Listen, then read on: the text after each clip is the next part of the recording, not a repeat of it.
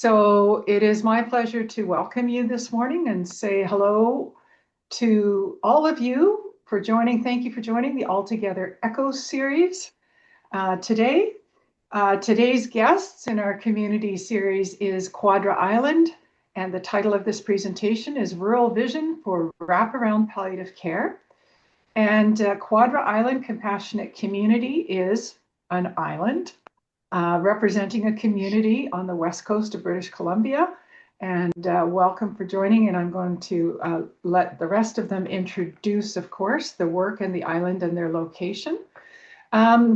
This might not be the first ECHO for some of you, but if it is, I just want to remind you that ECHO actually stands for Extension for Community Health Care Outcomes. This is a format of all teach, all learn, and this platform is to promote collaboration between the content and the context experts. So in this case today, our context experts are from Quadra Island. And this is where the knowledge and learning has been experienced. And we invite you to collaborate and question and have discussions around the work in ECHO here, and all teach, all learn. So I know that you'll find this session inspiring and encouraging for your community work. And so if you have any questions, just want to ask you to just drop them in the chat throughout. We will have an engagement section after the presentation, so there'll be time for dialogue and questions. This session is being recorded. As you know, ECHO sessions are available on the BC Centre's website. You as a registrant will receive a link shortly following this presentation that you can access this and share it with others in your community as well. If you could kindly mute your microphone throughout the presentation, and if you wish, we'd love to see your face. If you're comfortable turning your camera on, that would be amazing, because sometimes I think for presenters it's great to see who they're talking to besides the screen.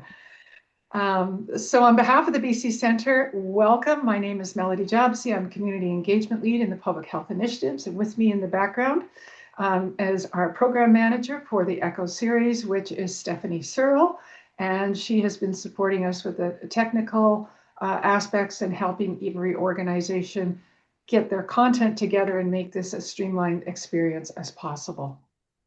So before we begin, I want to open with a land and territorial acknowledgement, for which I'm really grateful and proud to work for the BC Centre for Palliative Care. And we work with humility and respect alongside of our partners across this land that is colonially known as British Columbia.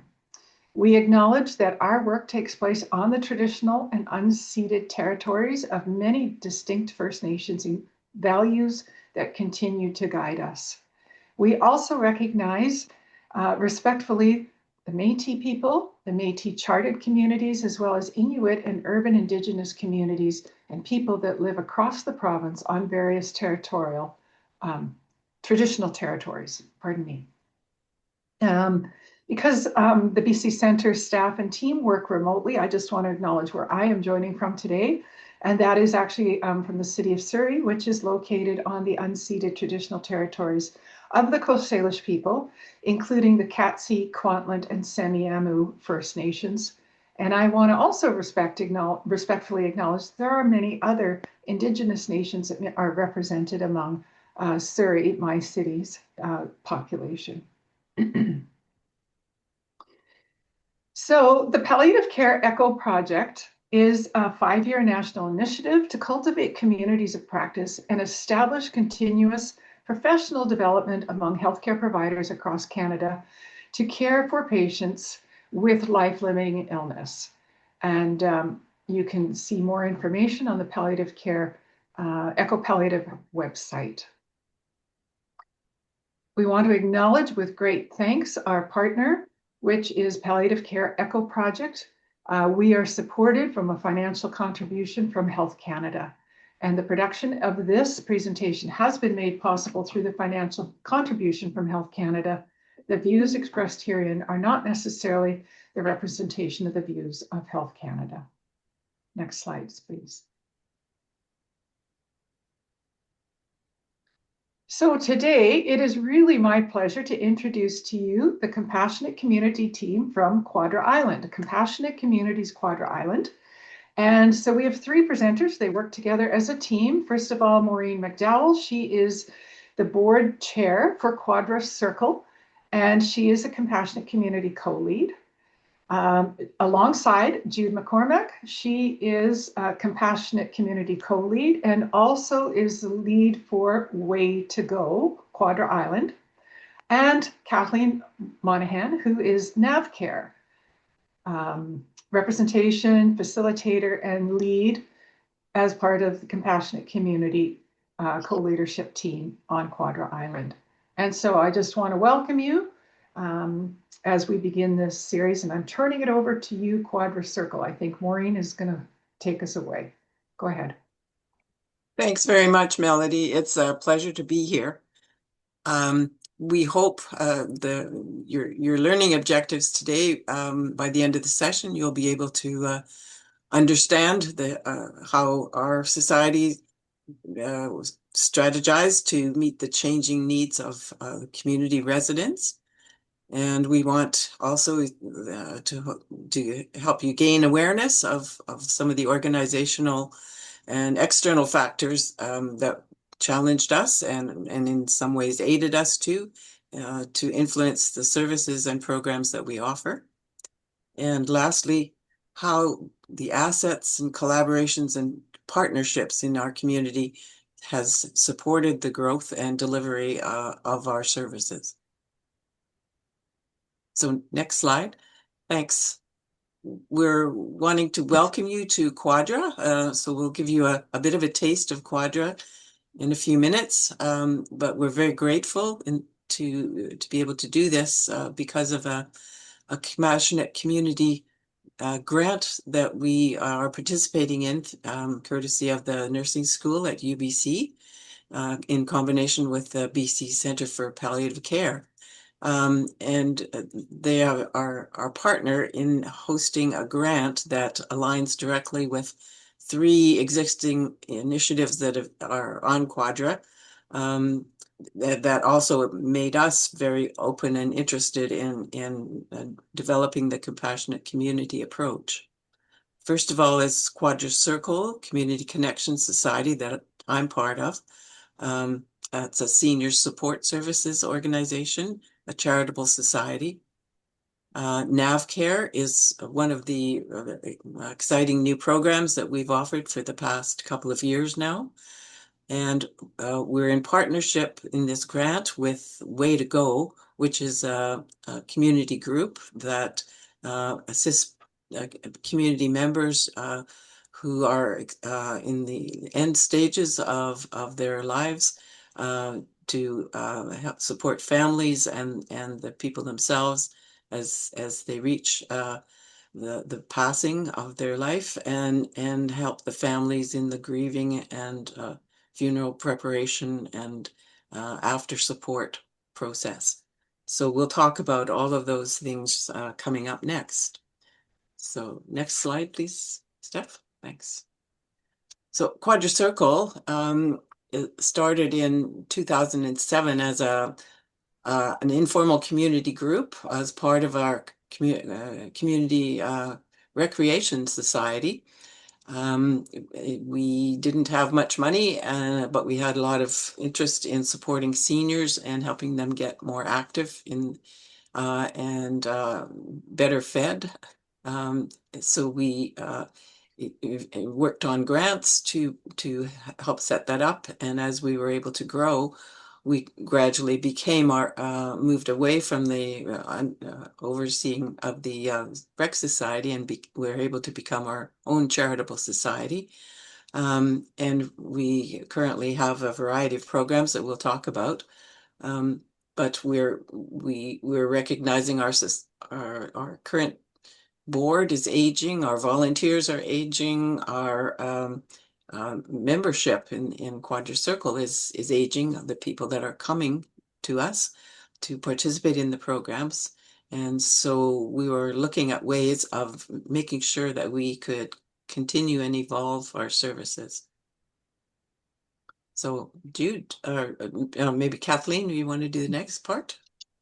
Sure. I reiterate what Maureen said, that it's really a pleasure to be here with everybody. And And thank you for giving us this opportunity to share what we're doing out here.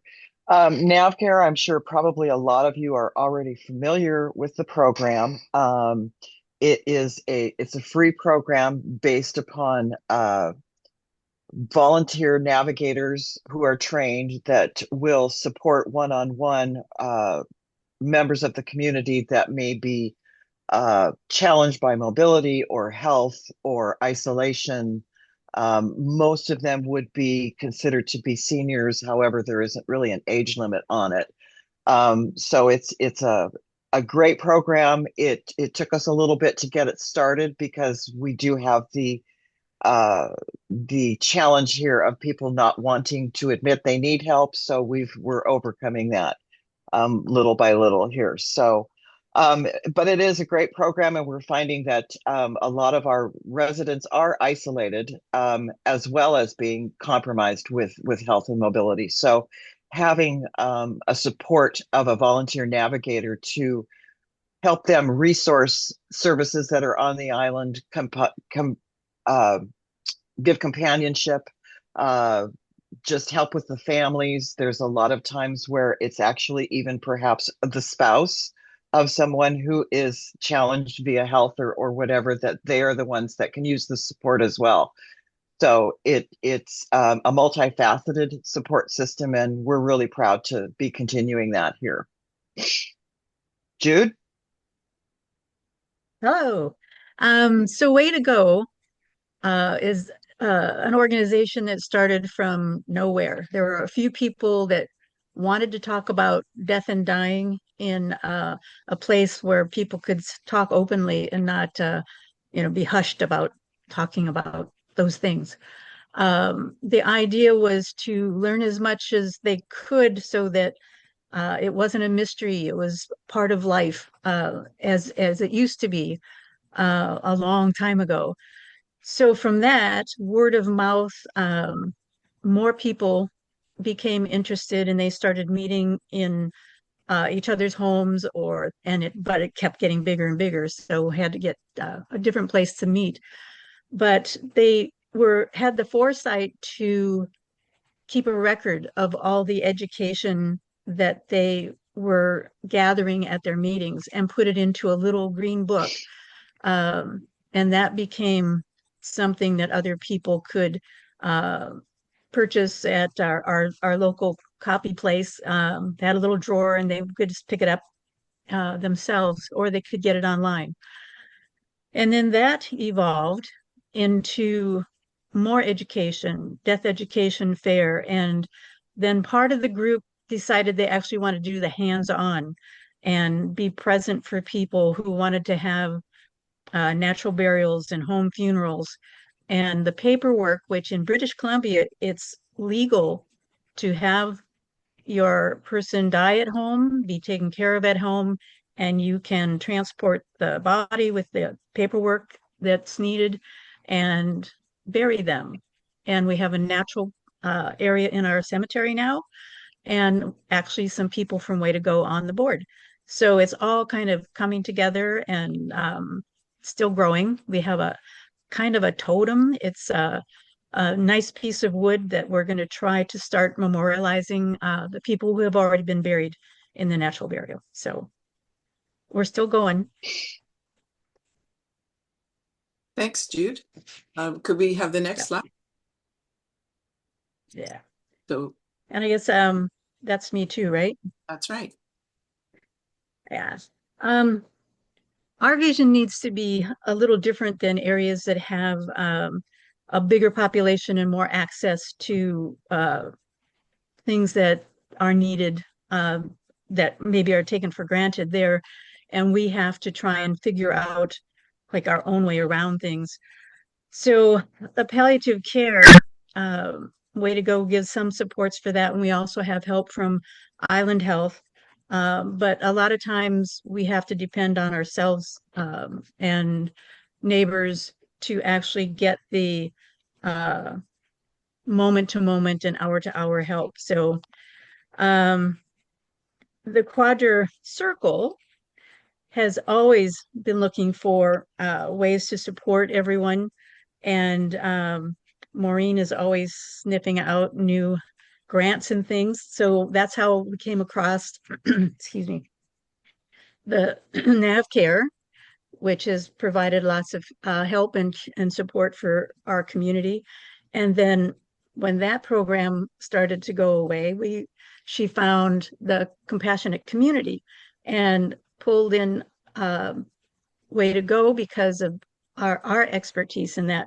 So between the three prongs, we've been working together to improve the quality of life that we can offer to people who live here and provide the things that larger communities can't. Island Health can't always get over here, and we'll talk about that more later. So that's kind of our idea of wrapping around from all different agencies on the island. Next slide.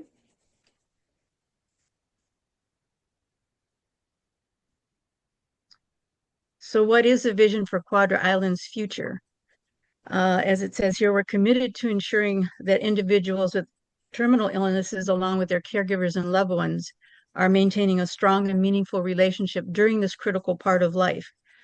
We're also committed to expanding the ability of the islanders to be able to have the confidence and knowledge to help each other.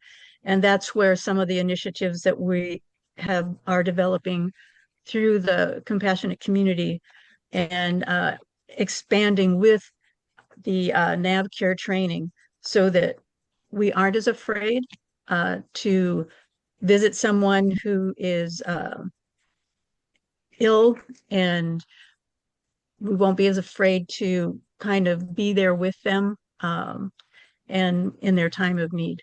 So that's our vision. Next slide. So just a little bit more background about Quadra Island. We really need to be able to help ourselves and each other because we're an aging population, the small population of 2,700 people. And we have a number of those additional homes are summer visit people who are only here part of the year. So 2,700 represents our stable year-round population. And as Jude pointed out, we do have scarce resources. So 50% of our islanders also are older.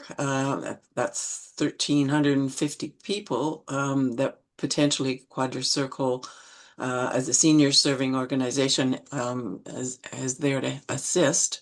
Our main target group is people in the lower income group who have less access to resources, but we don't turn away the needs based on income.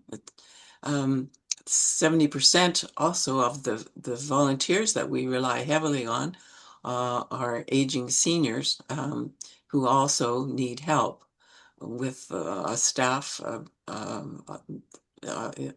small number of staff people that we've been able to pull together. We definitely need volunteers to help us deliver our range of services.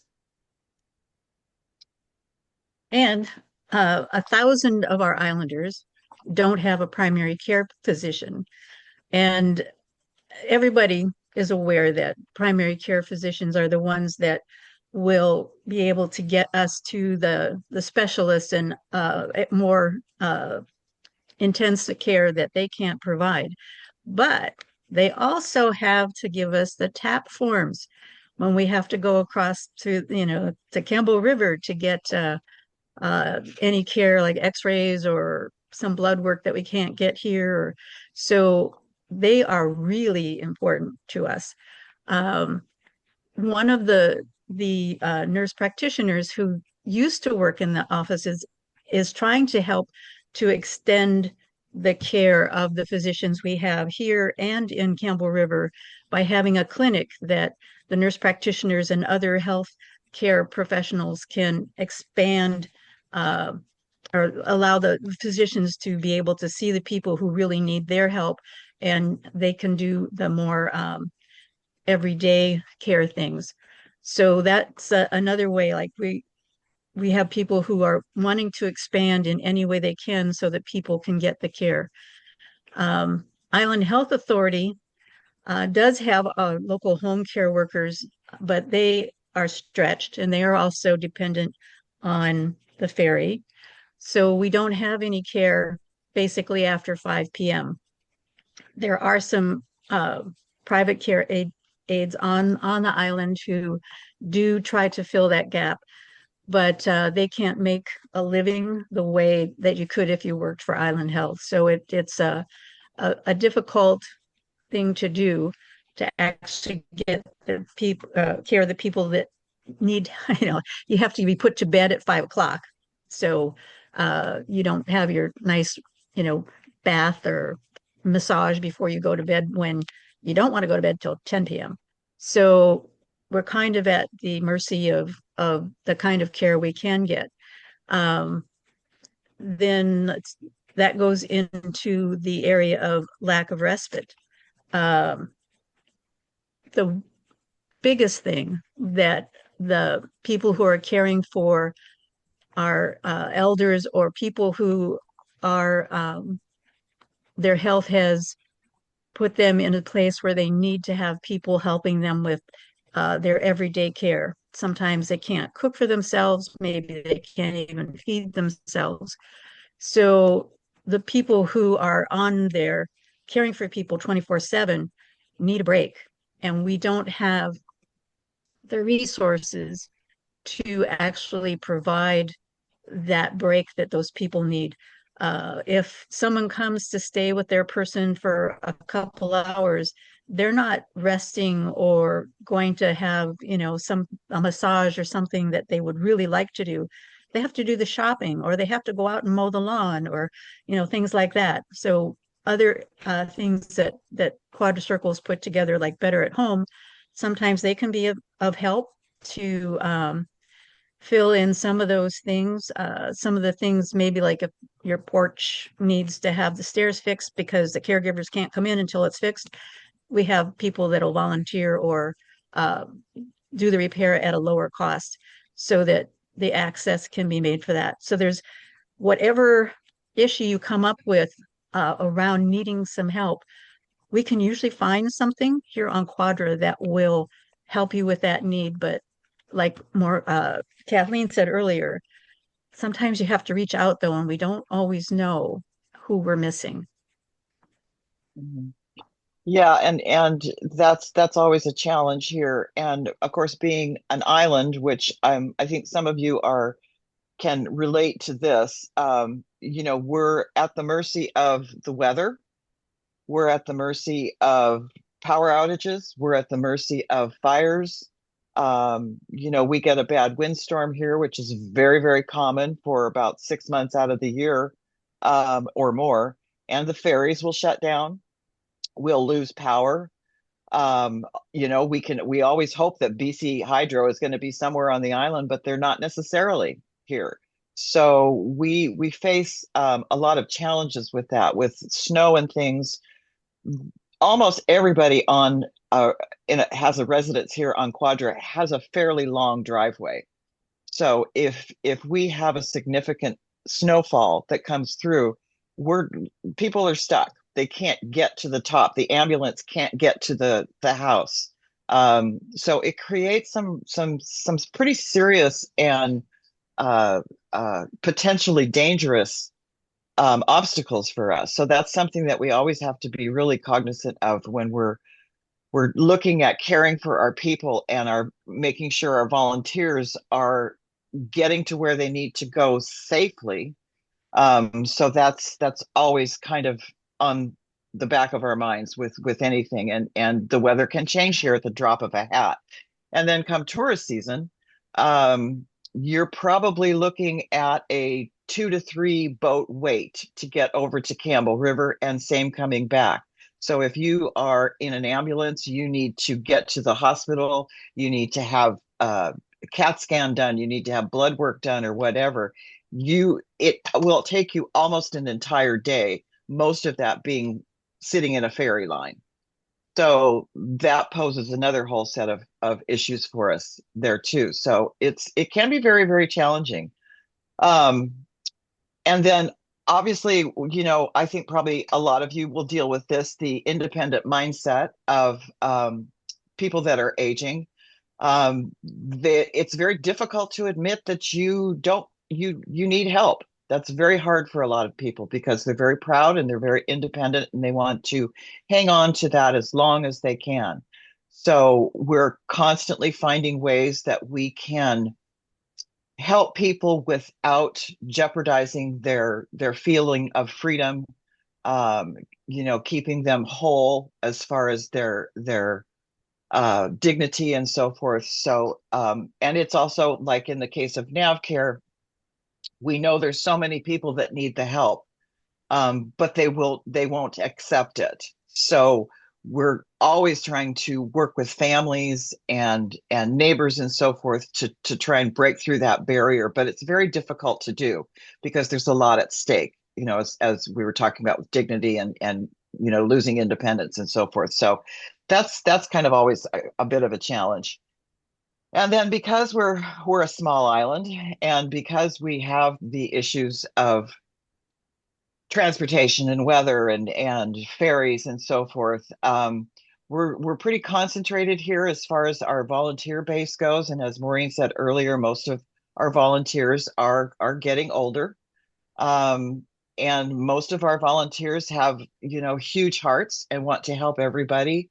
And if you don't keep that in check, that will turn into a volunteer burnout situation.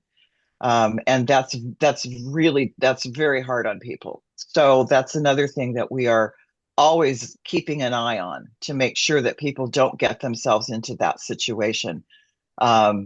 It's the senior supported organization of Quadra Circle.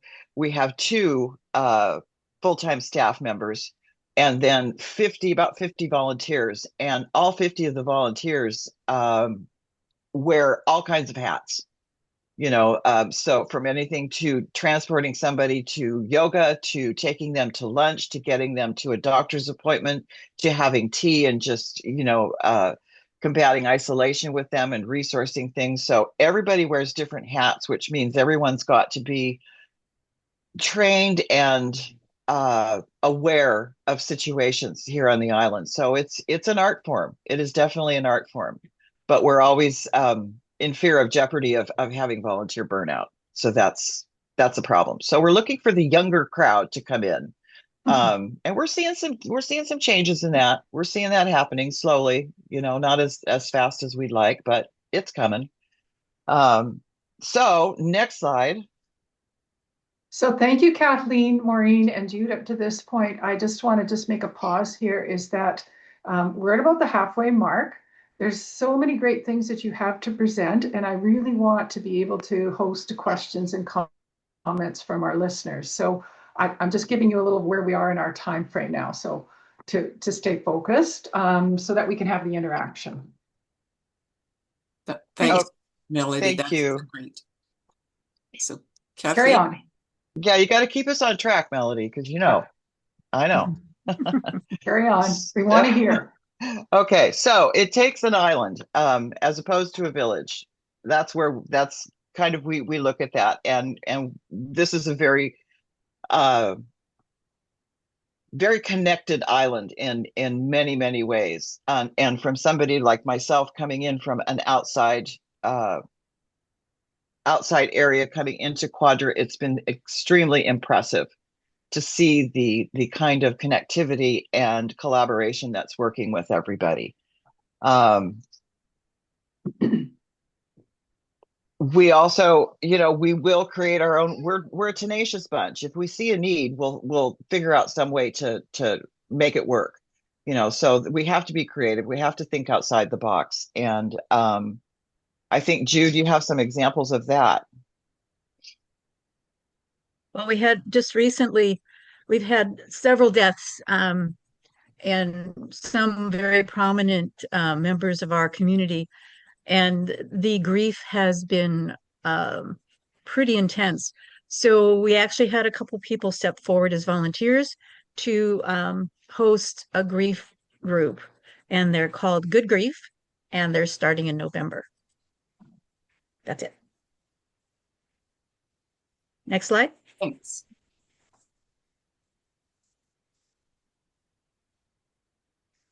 Oh, Okay, so a question comes up now. We're working on how we can be better neighbors to our neighbors. And as I mentioned, that the Compassionate Community Initiative, with its emphasis on combining volunteer navigation and the compassionate care approach, is going to be vital to help us expand our volunteer capacity base to every member of the community who wants to get involved.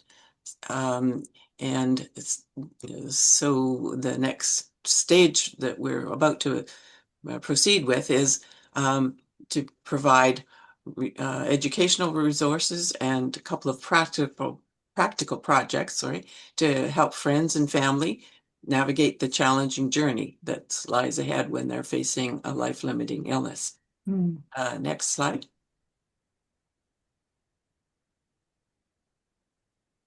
so the empowering, engaging, and educating of individuals has been what we're talking about, so that people can have the skill and knowledge and confidence to assist and care for one another with our changing health. Identifying the natural helping networks. So we're working together with other agencies and organizations that can help the family and community and rally behind them in support, so that the seriously ill and dying and grieving and caregiving can be taken care of. And then we talked a little bit about Nav-CARE before, so we know the volunteer navigation and supporting that encompasses here. But the Nav-CARE training is something that we found can be very useful in giving everybody the tools that they need to be more aware and more confident about dealing with their family, friends, neighbors, anybody that might be in a compromised situation. So we have opened the Nav-CARE training up to the entire community, and many have taken advantage of that and have done the online training. We even went as far as to go ahead and create a workbook and had it bound and so forth that people are using as well. So that's been really successful, and we're going to continue that as we move forward. Next slide. Next slide. Thanks. Action that we're undertaking, as I mentioned, is 3 initiatives on Quadra under this Compassionate Community Initiative.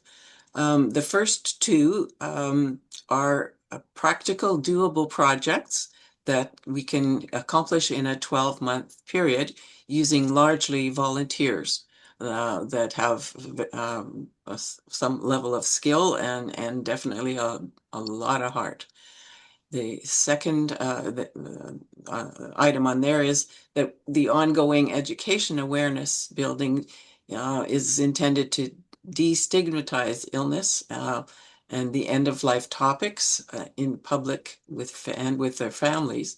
So we've got all those things.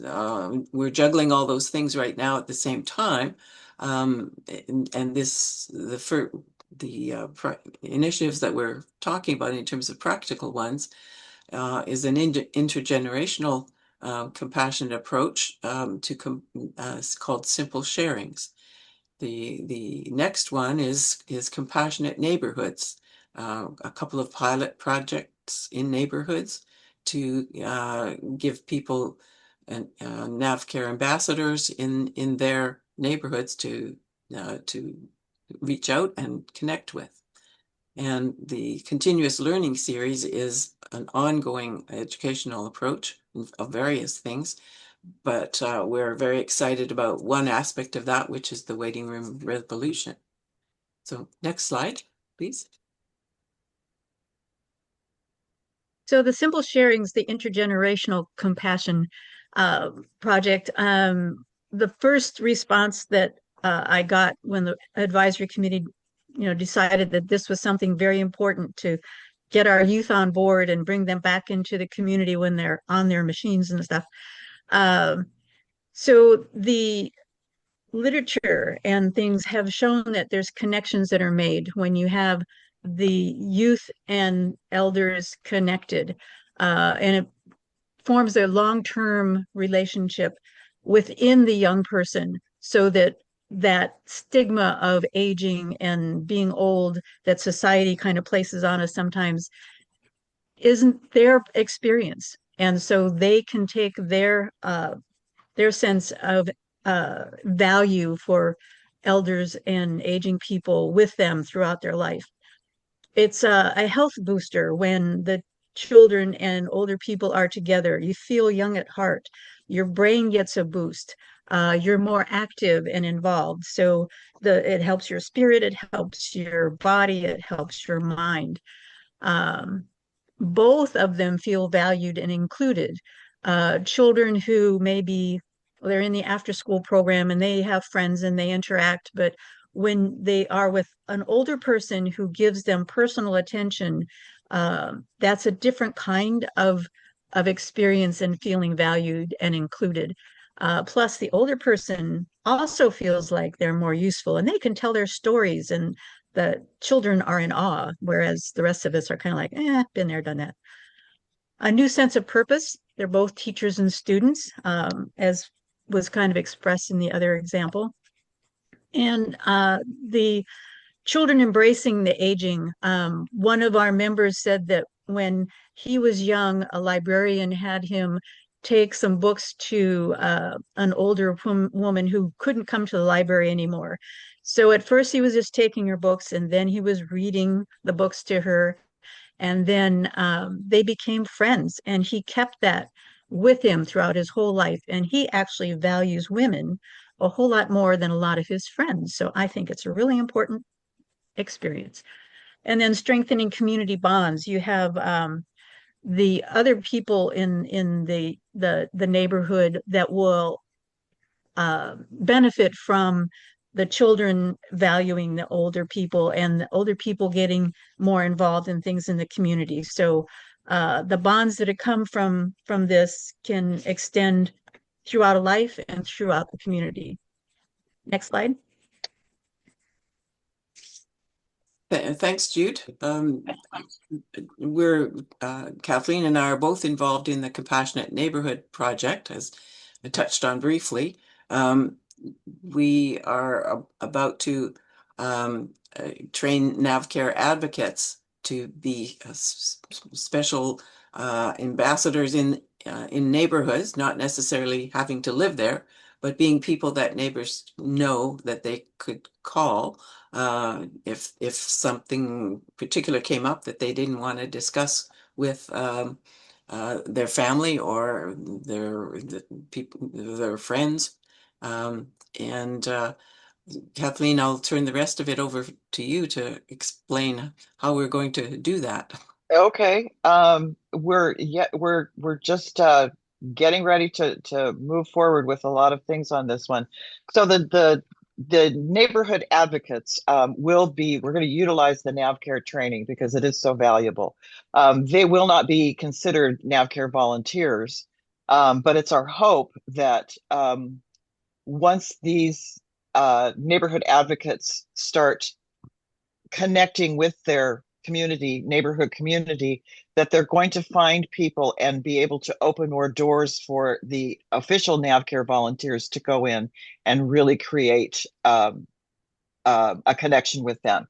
The neighborhood advocates are going to be more of a resource. They're going to be a resource for people that need to find something. If they need to find somebody that's going to snowplow, if they need to find somebody that's going to deliver their groceries, we won't be doing it for them, but we will be enabling them to find the help themselves. And like I said, if it extends past that, then we will turn them over to a Nav-CARE volunteer and match them up that way, so that's going to hopefully increase that sense of care on that side.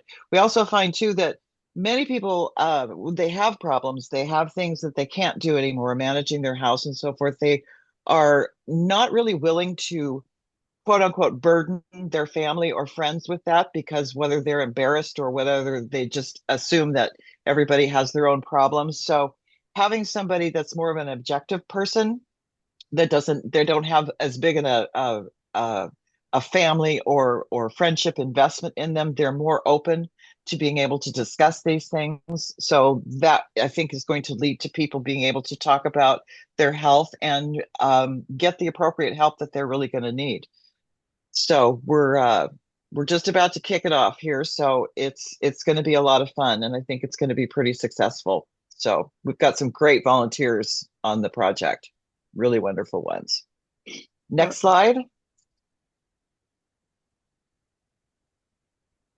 So the continued learning series, this is something that just sort of kind of came about in a grassroots kind of way. And it just is a way that we're putting the title under in-person presentations. We will have people come in and will speak on, for instance, palliative care, or they'll speak on Cecil, or they'll speak on caregiving. And we keep the groups fairly small so that they're very intimate. We've had a lot of success with that. And we're going to keep that going, as long as we can. There's many subjects to tackle. We have an interactive community sounding boards that just will pose a question on a sounding board, a big poster board that people can write their responses on. That's been very successful. Any more information on that you can find on our website, which you'll get later. We did mention the Nav-CARE trainings available to everybody. Jude is penning editorials for our newspaper, so that we've got something in there every time talking about a very pertinent subject, in the case of a compassionate community.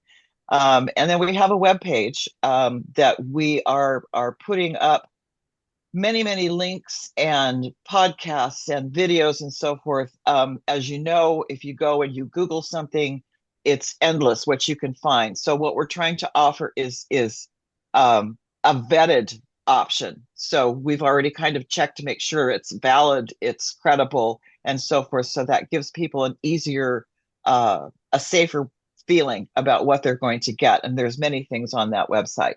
So that's all something that's going to keep going for as long as we possibly can. So next slide. Over to you, Jude. So the waiting room, oh, sorry. The waiting room revolution is one of our ongoing educational pieces. We will be starting that in November. And it's based on 7 keys that Dr. Sammy Winemaker and Dr. Cien Xiao have developed over the years. Sammy is a practicing palliative care doctor, and Cien is a researcher in the area of palliative care. And they are using their joint knowledge about things that people need and what people go through when they first get a diagnosis that is going to change their life, and the people that they've taken care of, how they managed it or what they needed in order to manage it better. So their book is called Hope for the Best and Plan for the Rest. And the first key kind of reflects that, what says walk 2 roads. And when I first saw the titles of their keys, I thought, what? How's that going to work? But walking 2 roads, the hope is one of the things that you keep alive, but you don't forget about what you need to be planning for as you go through your process. Zooming out, you go back and you look down at the whole picture of what happens now. You have the diagnosis and the stages, so you need to know about those. Know your style. Okay, so when you get something new given to you, do you kind of want to just go pull the covers over your head, or do you want to go to the library and start looking up all those long words? So knowing your style, you know what you're going to do and who you're going to need to help you get through some stuff that maybe you can't manage by yourself. Customize your order. You want to know, you know yourself better than anybody. None of the doctors, none of your friends know you as well as you do. So you want to know what is most important to you, and you want to keep those values in front and have people address those from your perspective. Anticipate ripple effects is this is happening to you, but it's also happening to everybody that cares about you, and things that you might need help with, or the people who disappear, and you want them back in your life. So this chapter helps you anticipate problems that might come up and maybe give you some ideas of how to do it. Connect the dots.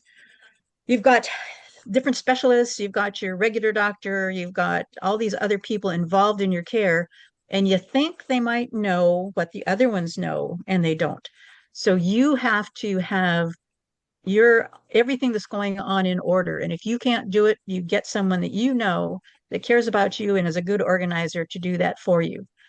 And invite yourself. This is where you think that the doctor will tell you everything you need to know. And the doctor's sitting there going, I don't know if they want to know that yet. They don't seem like they're ready. They didn't say anything. So this is an invitation to say, I really want to know what the big picture is. What do I need to be planning for? What's going on right now? So those are the 7 steps in a quick thing. And that's what Karen and I are going to be doing for the next bit, trying to get these out in the open and get people interested. So that's my waiting room revolution. Next slide. So the last slide is some resources that we've put together for our community, and you folks might want to take a look at each of those resources. I won't say too much about them, but one is focused on health and wellness resources on Quadra that anybody in the community can input into. And the Compassionate Community Learning Series is something that we're pulling together from the learnings and the information that we've connected with. So next slide, please. Now it's time for us to open it up for your thoughts and opinions and questions that you might have for us. Did some of what we're going through and what we're trying resonate with you folks in your communities? So I'll just give you all a minute to think and say thank you for all the amazing information. But more than that, I think it's really obvious as I'm listening, and I am familiar with what you're doing, but it's so obvious that the work of Quadra Circle is so deeply invested in your community, in your people. And almost every time a new initiative was mentioned, it was, we heard about a need, or there was a need and we need to figure it out. And so the principle that we see here in compassionate communities is really, it's for community, it's by the community, and it's with the community. There's a real integration of needs and solution finding and finding people who own it. And so very much a community that has abundance and resources, shaping the best quality of life for everyone there. Just anyone who has a question, you can unmute yourself, pop your hand up, and love to hear from you.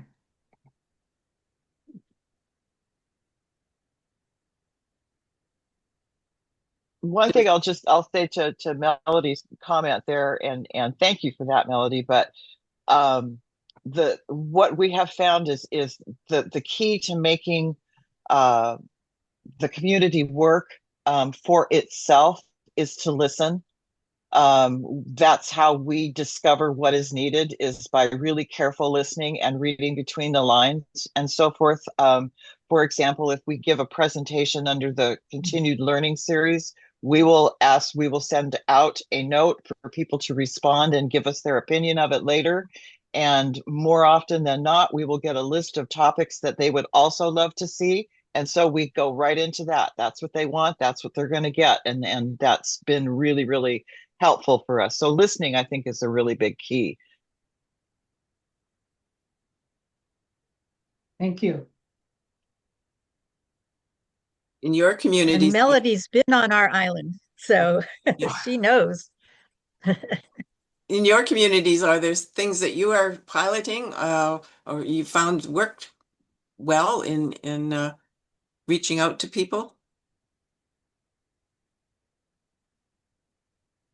I see, Jules, you have your hand up. Feel free to unmute.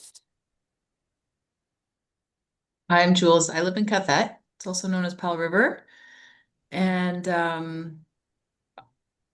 there's some interesting initiatives happening here. And one of the areas that I'm interested to hear from you is like a little bit more around the relationship with the more formalized health authority, and what kind of interactions, how has that gone? Yeah, anything that you can shed around that would be very interesting to me. Okay. From our local professionals, the doctors and nurse practitioners, social workers, etc. on the island, they certainly have been very collaborative and open to work with us, give referrals and share information, connect their clients with with the resources that they need. When it's been a challenge though to deal with the larger system, and we do our best to push as much as we can in the home and community care services end of things, but the process is very slow going to get changes. I think sometimes we run into it when people are in crisis and there's no care beds for them to go into. The community sometimes has to be the fallback place for someone that really needs to be perhaps in a long-term care or assisted living, but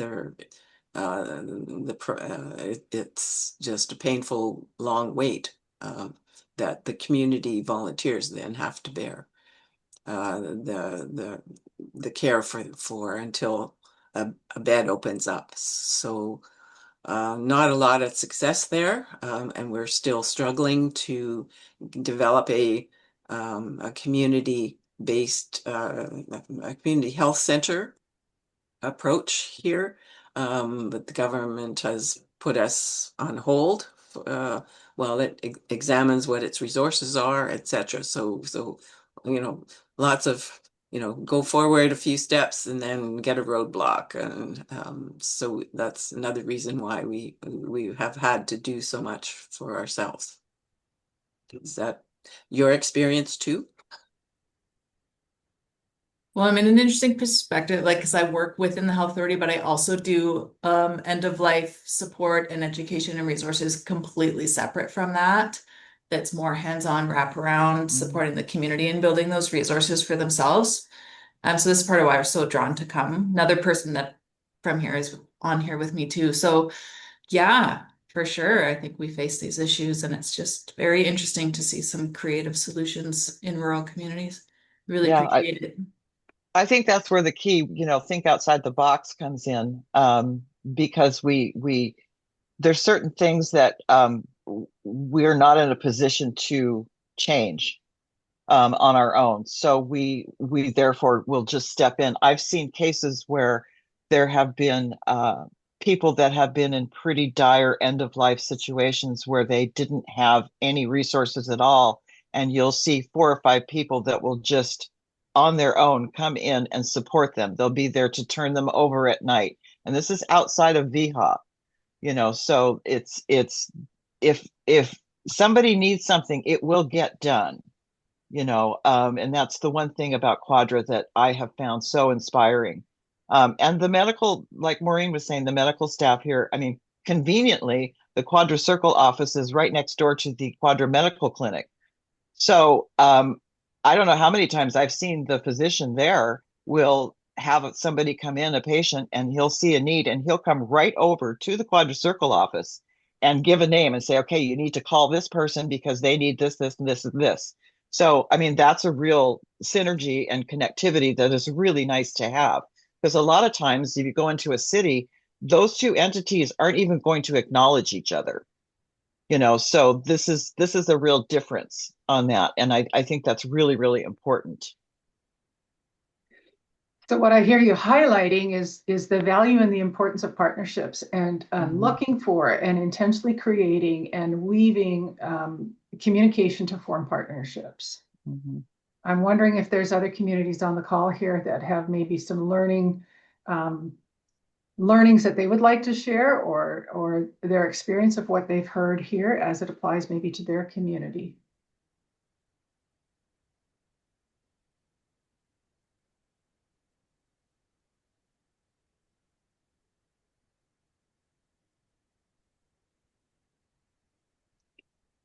I think one thing too, I'll just add real quick, is I think we're very lucky, and I'm sure some other places have this in place right now, but we have a community paramedic, and she is exclusive for Quadra Island, and it has been such a joy to work with her. She has her responsibilities. She takes care of her clientele and so forth.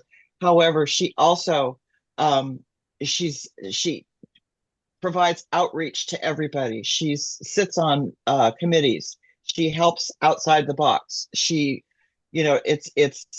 been that's a real collaboration that we're finding with her just and herself. She's involved with the compassionate community. She's involved with Quadra Circle. She's talking to the physician offices. We have 2 of them here, so she's in contact with them. She's also in contact with the RCMP here.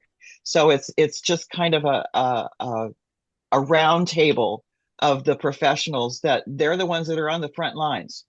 They're out there, the ambulance drivers and the RCMP and the volunteer fire department and so forth. They're on the front lines, so that the fact that they're aware of these things going on, we get a lot of collaboration from that front and end up being able to help more people because of it.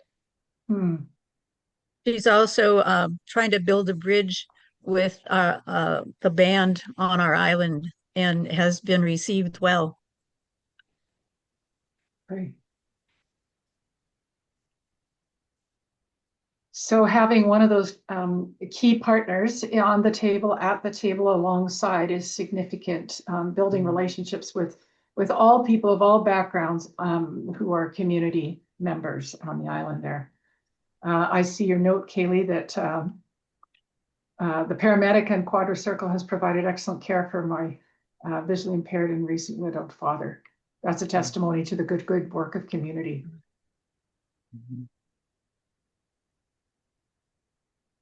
So I'm realizing we're coming close to the end of our time here. I want to just move to the next slide there. Maureen, do you want to close off your contact? Yes, thanks very much. We're available to be reached through the Compassionate Community Gmail that's you see there. You can mention either any of us that you wanted to talk to through that email. And just to note also that Jude McCormick represents the Way to Go group, as well as being a part of Quadra Circle and doing a number of groups that she does for us. So we're very closely interwoven already, and one of the benefits of that is that it's easy to network, easy to get things done when we all know each other so well. So we really appreciate our community life because of that benefit too.